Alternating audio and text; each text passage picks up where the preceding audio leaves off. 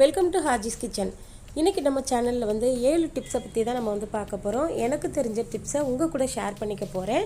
Video ரொம்ப இன்ட்ரெஸ்டிங்காகவும் உங்களுக்கு நல்ல யூஸ்ஃபுல்லாகவும் இருக்கும். வீடியோ வந்து ஸ்கிப் பண்ணாமல் பாருங்கள். இது வரைக்கும் ஹாஜிஸ் கிச்சனை சப்ஸ்கிரைப் பண்ணாமல் இருந்தீங்கன்னா ப்ளீஸ் சப்ஸ்கிரைப் பண்ணிவிட்டு பாருங்கள். பக்கத்தில் இருக்க பெல் ஐக்கானையும் கிளிக் பண்ணிட்டு பார்த்தீங்கன்னா நான் போடுற வீடியோஸ் உடனே உங்களுக்கு அப்டேட் ஆகும். வாங்க ஃபஸ்ட்டு டிப்புக்குள்ளே போயிடலாம். நம்ம வீட்டில் வந்து மிளகாத்தூள் முடிஞ்சு போச்சுன்னா நம்ம வந்து மிளகாய் வந்து வாங்கி அரைக்கிறதுக்கு முன்னாடி இந்த டிப்பை கண்டிப்பாக ஃபாலோ பண்ணாமல் நீங்கள் வந்து மிளகாய் அரைச்சிடாதீங்க. வரமிளகாய் வாங்கிக்கிட்டு வந்ததுமே நம்ம வந்து இந்த மாதிரி பெரிய ஒரு அகலமான காட்டன் டவலில் அந்த மிளகாயை வந்து இது போல் நல்லா ஒத்தி எடுக்கணும்.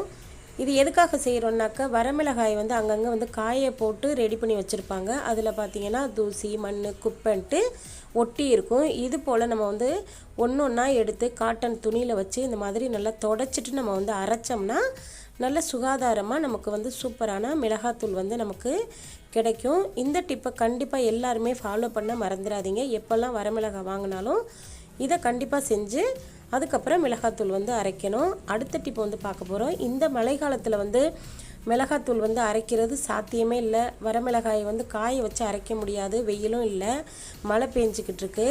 இந்த வரமிளகாயை வாங்கிக்கிட்டு வந்ததுமே நம்ம வந்து சூப்பராக அரைச்சி எடுக்க போகிறோம். அதுக்கு வந்து இந்த மாதிரி நம்ம வந்து செய்ய போகிறோம். கடாயை எடுத்து கேஸ் ஆன் பண்ணி வச்சுக்கோங்க.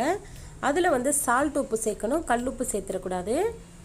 நல்ல கடாயில் வந்து உப்பு வந்து நல்லா சூடானதுக்கப்புறம் நம்ம வந்து ரெடி பண்ணி வச்சுக்க வரமிளகாயை வந்து சேர்த்து இது போல் நல்லா மிக்ஸ் பண்ணிக்கிட்டே இருக்கணும். ஒரு 5 நிமிஷத்துக்கு இது மாதிரி நல்லா கிண்டி விட்டுக்கிட்டே இருங்க. இந்த மாதிரி நல்லா கலந்து விட்டுக்கிட்டே இருக்கிறதுனால என்ன ஆகும்னா அந்த உப்பு நல்லா சூடாகி வரமிளகாயில் பட்டு வரமிளகாய் வந்து நல்லா மொறுமொறுப்பாக ஆயிரும். நம்ம வந்து வெயிலில் காய வச்ச பக்குவத்துக்கு நமக்கு வந்து ரெடி ஆயிரும். இதை கொண்டுக்கிட்டு போய் மிஷினில் அரைச்சி சூப்பரான மிளகாத்தூள் ரெடி பண்ணிடலாம். நெக்ஸ்ட் டிப் என்னன்னு பார்த்துடலாம். பச்சை பட்டாணி, கொண்டக்கடலை இந்த மாதிரி பயிர் ஐட்டங்களை வந்து நம்ம ஸ்டோர் பண்ணி வைக்கிறது எப்படின்னு பார்க்க போகிறோம். நான் வந்து எடுத்துருக்கிறது தட்டைப்பயிர் எடுத்திருக்கேன். தட்டைப்பயிர் வந்து 1 வருஷம் வரையும் வண்டு வைக்காமல் கெட்டு போகாமல் இருக்கிறதுக்கு கிராம்பு வந்து ஒரு 10 கிராம்பை தட்டைப்பயிரில் வந்து சேர்த்துட்டு நம்ம வந்து டப்பாவில் வந்து கொட்டி வச்சிட்டோம்னாக்க 1 வருஷம் வரையும் கண்டிப்பாக வண்டு பூச்சி புழு அந்த மாதிரி எதுவுமே வராது. ஸ்டோர் பண்ணி வச்சுக்கலாம். நெக்ஸ்ட் டிப்பு நல்ல யூஸ்ஃபுல்லான டிப்ஸுங்க. இந்த மாதிரி சாரீஸ் வாங்கின அட்டைப்பெட்டியை வந்து நம்ம தூக்கி தூர போட்டுருவோம். அதை எப்படி ரீயூஸ் பண்ணுறது அப்படிங்கிறத பற்றி பார்க்க போகிறோம். இந்த மாதிரி கவுண்டர் டாப்பில் நீங்கள் வந்து எடுத்து வச்சுட்டு அதில் நம்ம வந்து எண்ணெய் டப்பாலாம் எடுத்து அழகாக அடுக்கி வச்சுக்கிட்டோம்னாக்க நல்ல யூஸ்ஃபுல்லாக இருக்கும். பக்கத்துலேயே கிச்சனுக்கு பக்கத்துலேயே வச்சிட்டிங்கன்னா நல்லா எடுத்து நமக்கு வந்து சமைக்கிறதுக்கு நல்ல யூஸ்ஃபுல்லாக இருக்கும். கண்டிப்பாக ட்ரை பண்ணி பாருங்கள். நெக்ஸ்ட் டிப் என்னென்னு பார்க்க போகிறோங்க. இது ரொம்ப யூஸ்ஃபுல்லாக இருக்கும். மசாலா டப்பா இல்லைன்னு நம்ம வந்து கவலைப்படவே தேவையில்லை. இந்த மாதிரி தூக்கி போடக்கூடிய அட்டைப்பெட்டியை எடுத்து வச்சுக்கிட்டு நம்ம வந்து டீ குடிக்கிற அந்த கப்பை எடுத்து இது போல் எல்லாத்தையுமே நம்ம வந்து நமக்கு எந்த அளவுக்கு தேவைப்படும் அப்படிங்கிறது உங்களுக்கு தெரியும்.